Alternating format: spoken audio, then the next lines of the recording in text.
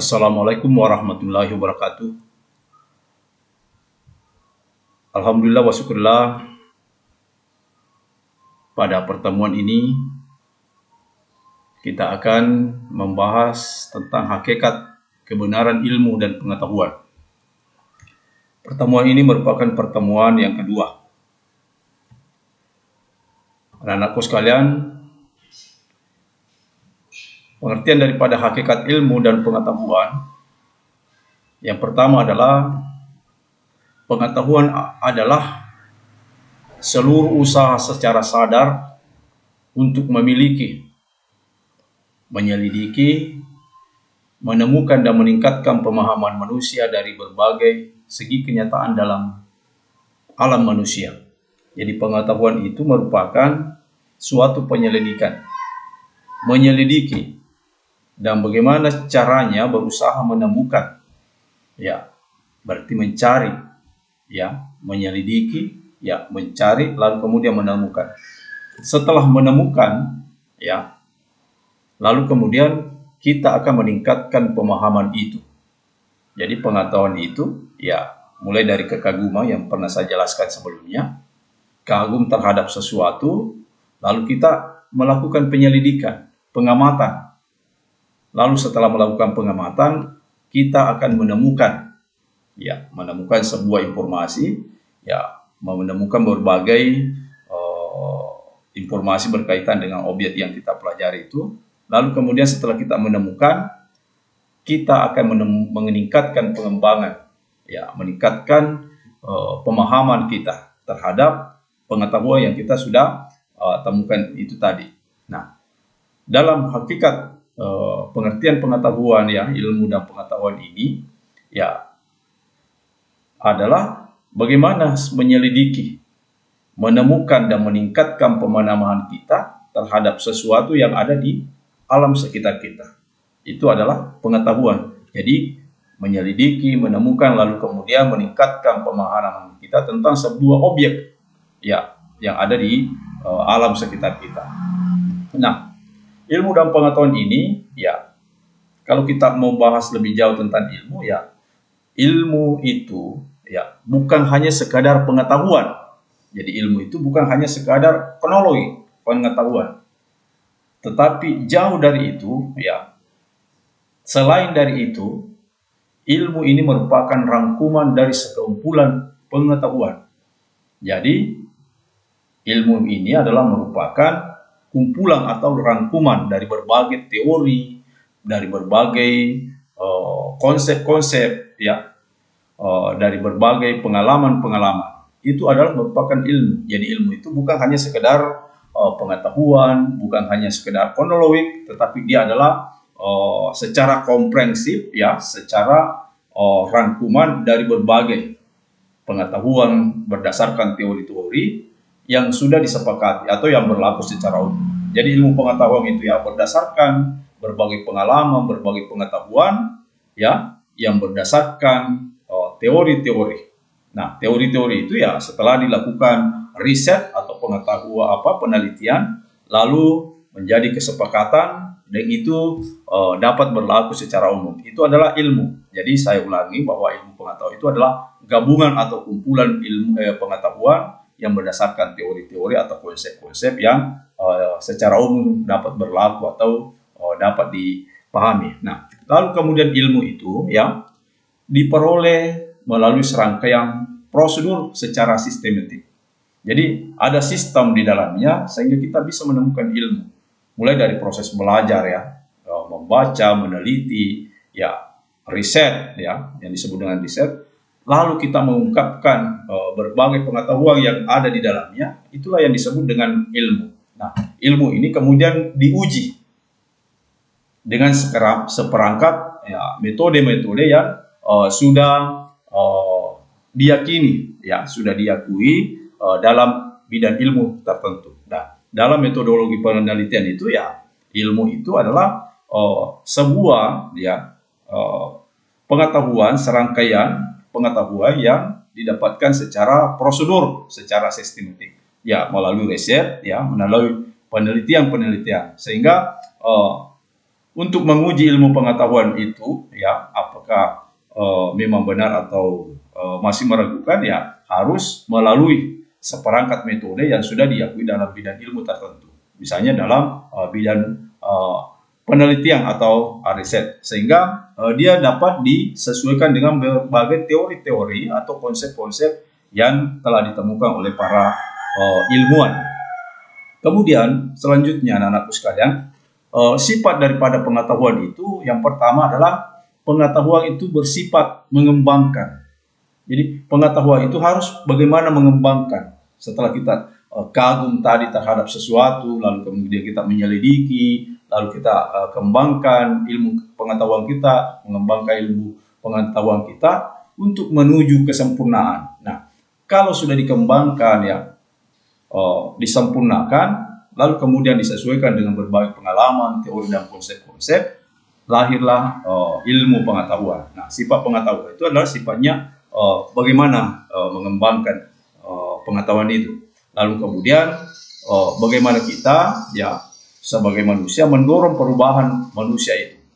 Nah, mendorong perubahan manusia itu adalah bagaimana manusia itu belajar dari awal kekaguman tentang sesuatu, lalu kemudian menyelidiki, ya memahami, lalu kemudian menjadi sebuah pengetahuan, dan pengetahuan itu harus didorong untuk menjadi perubahan manusia. Ya. Kemudian yang kedua adalah sifat pengetahuan itu sifatnya adalah terbatas. Ya. Sifat pengetahuan itu sifatnya terbatas, ya tidak sempurna. Ya. Oleh karenanya pengetahuan itu tumbuh dan berkembang, karena memang dengan keterbatasan ilmu pengetahuan itu dia dapat disempurnakan, dia dapat dikembangkan. Oleh karena memang manusia ini memiliki keterbatasan-keterbatasan. Nah, termasuk ilmu pengetahuan kita ya sangat terbatas. Oleh karenanya kita harus belajar, ya untuk mengembangkan pengetahuan kita. Ya, sehingga kalau kita ingin memahami bahwa kalau dalam prinsip bahasa Bugis itu ya silio tasidapi, prinsip ilmu itu ya silio tasidapi, ya mungkin ada yang diketahui orang lain kita tidak mengetahui, ada yang kita ketahui tetapi orang lain tidak mengetahui. Ya, begitulah sifat dari pengetahuan itu. Manusia itu pengetahuan manusia itu adalah sifatnya terbatas. Lalu kemudian sifat pengetahuan itu ya seperti ilmu padi sebenarnya.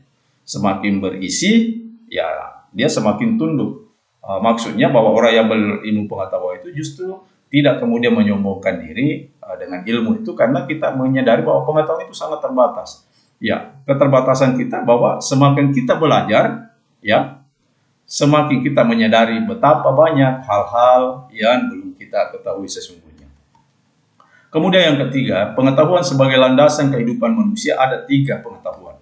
Yang pertama, pengetahuan itu bersifat logika. Jadi pengetahuan itu bersifat logika, maksudnya adalah dengan kita memiliki pengetahuan, ya kita bisa menggunakan logika kita. Yang mana logika itu dapat membedakan antara mana hal yang benar dan mana yang salah. Nah, pengetahuan itu ya dapat membedakan secara logika tentang sesuatu hal. Jadi kita bisa membedakan mana hal yang baik, ya mana hal yang benar dan mana yang salah. Lalu kemudian secara etika, pengetahuan itu dapat membedakan, ya. Kalau kita lihat secara etika berarti pengetahuan itu dapat membedakan mana yang baik dan buruk. Berarti ini kaitannya dengan perilaku, etika, ya perilaku, ya dapat membedakan tentang hal baik dan hal buruk. Itu pengetahuan ditinjau dari segi etika sebagai landasan kehidupan manusia. Dan yang ketiga adalah pengetahuan itu sebagai landasan kehidupan manusia itu adalah estetika, yang dapat membedakan antara indah dan jelek, ya sebuah tempat yang indah manakala kita melakukan rekreasi misalnya, ya lalu kita menemukan pemandangan yang indah, ya itu berarti sebuah pengetahuan yang berkaitan dengan estetika, keindahan, ya tahu membedakan antara yang indah dan yang jelek. Jadi 3 hal mengenai pengetahuan ini sebagai landasan kehidupan manusia. Pertama, logika, ya ilmu pengetahuan yang berkaitan dengan logika berarti dapat membenarkan antara hal yang benar dan hal yang salah, dan etika itu dapat membedakan baik buruk dan estetika itu dapat membedakan tentang sesuatu yang indah dan sesuatu yang jelek. Kemudian karakter ilmu pengetahuan, karakteristik ilmu pengetahuan yang didasari pada dua teori kebenaran. Yang pertama adalah koherensi, bahwa ilmu pengetahuan itu didasarkan pada hal-hal yang terjadi sebelumnya. Jadi pada masa yang lalu misalnya, pada masa-masa yang lampau ada sesuatu yang terjadi berkaitan dengan hal yang sekarang. Jadi pengetahuan itu berkaitan dengan peristiwa-peristiwa pada masa lalu atau peristiwa-peristiwa yang berdasarkan pada pernyataan sebelumnya, yang berkaitan dengan hal-hal yang terjadi pada sebelumnya atau ungkapan-ungkapan yang terjadi pada saat sebelum sekarang ini, ya, yang disebut dengan koherensi. Nah, karakteristik ilmu ini juga berdasarkan dengan teori kebenaran yang kedua, yaitu korespondensi. Ya, korespondensi ini berarti berdasarkan pada kejadian yang sebenarnya. Jadi bukan pada kejadian sebelumnya atau pernyataan sebelumnya, berarti didasarkan pada fakta atau kejadian yang sesungguhnya yang terjadi pada saat ini. Jadi karakteristik ilmu pengetahuan itu bisa jadi bertalian dengan situasi atau fakta yang terjadi pada saat ini atau kenyataan yang terjadi pada saat ini. Selanjutnya karakteristik ilmu itu, bahwa kebenaran ilmu itu harus dideskripsikan secara rasional, harus digambarkan secara rasional. Jadi ketika berbicara dengan karakteristik ilmu itu berarti dia harus berkaitan dengan rasional, ya. Dia harus berkaitan dengan hal yang dapat diterima oleh akal pikiran kita. Jadi kebenaran daripada ilmu itu, ya, secara karakteristiknya dapat diterima dengan akal sehat, dapat diterima oleh akal manusia dan dibuktikan secara empirik. Dibuktikan secara data, dibuktikan secara riset, dibuktikan secara metodologi, dan dibuktikan secara penelitian. Jadi karakteristik ilmu itu adalah wujudnya, ya, sifatnya adalah dapat diterima secara rasional dan dapat dibuktikan secara ilmiah.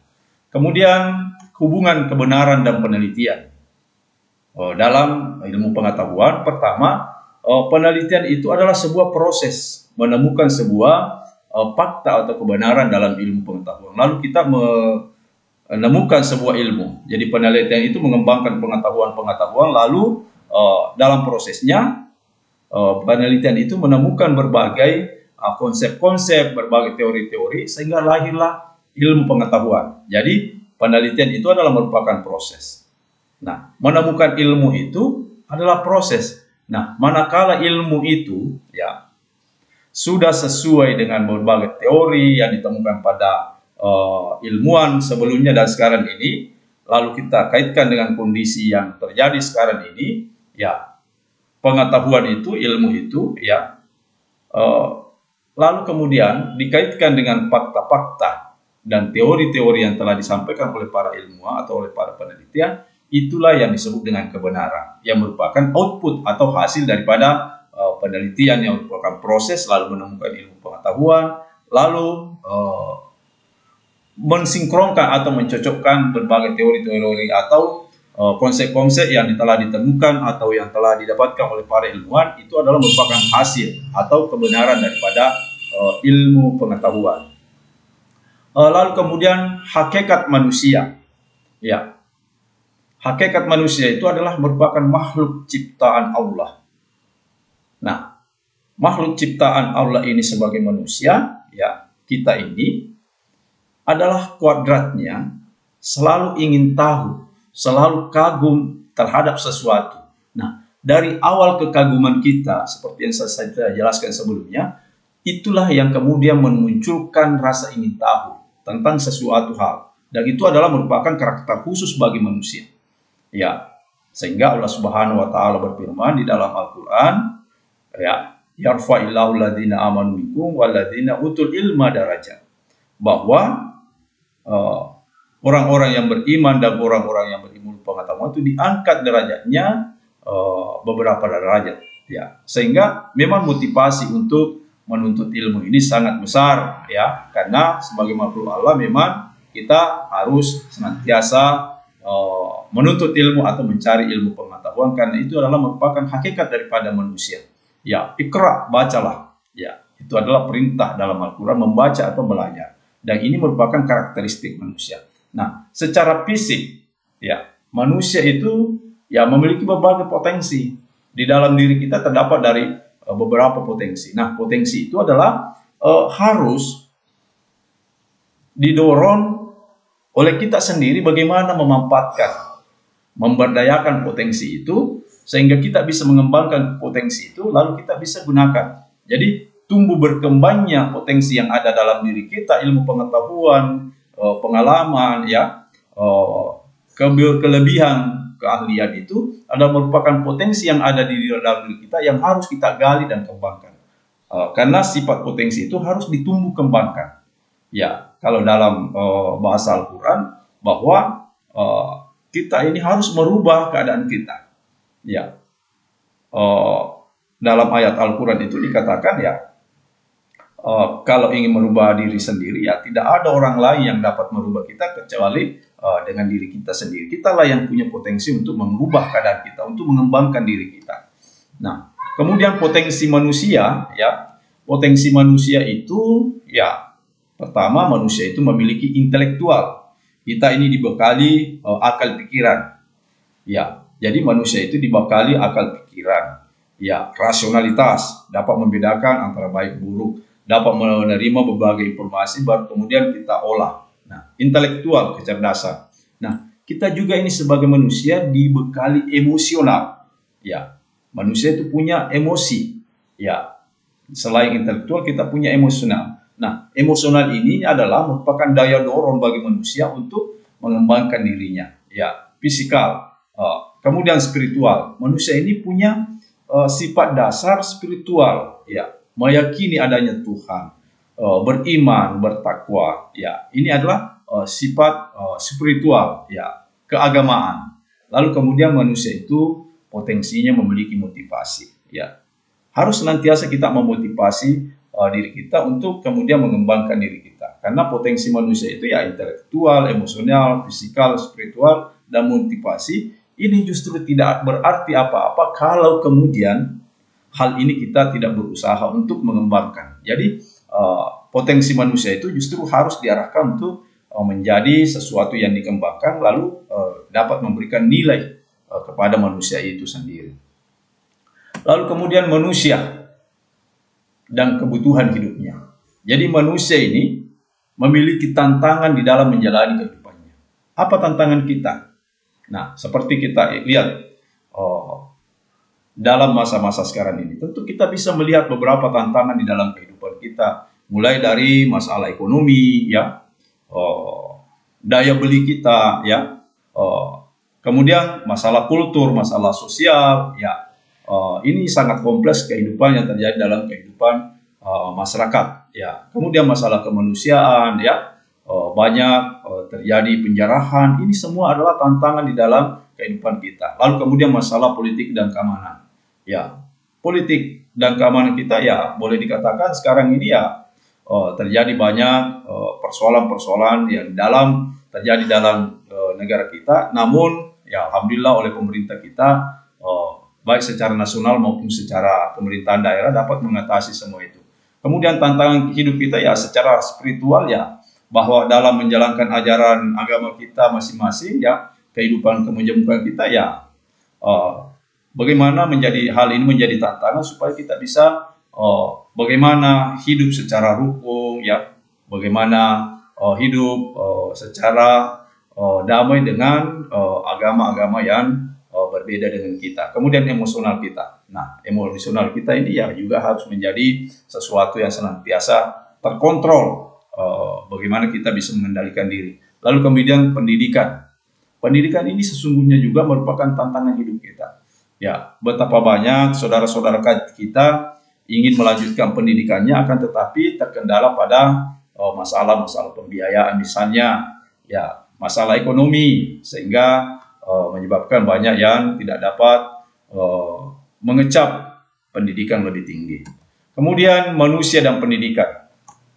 Manusia dan pendidikan itu ya potensinya adalah bagaimana manusia itu mengembangkan potensinya. Ya, yaitu bagaimana berusaha senantiasa untuk mencari, ya, menemukan ilmu pengetahuan melalui pendidikan. Karena melalui pendidikan formal lah, ya, kita bisa mendapatkan ilmu pengetahuan secara mendalam, ya, karena memang itu adalah merupakan proses-prosesnya. Lalu kemudian, ya, anak-anakku sekalian, ya, saya kira manusia dan pendidikan itu ya memang tidak bisa kita abaikan, karena ya memang ini juga merupakan hadis Nabi, ya, bahwa Nabi kita memberikan ya ultimatum kepada kita bahwa menuntut ilmu itu, belajar itu adalah merupakan kewajiban bagi setiap muslim dan muslimat. Ya, anak-anakku sekalian, saya kira demikian pertemuan kita, ya, pembahasan kita melalui kuliah daring ini. Terima kasih atas atensinya. Wassalamualaikum warahmatullahi wabarakatuh.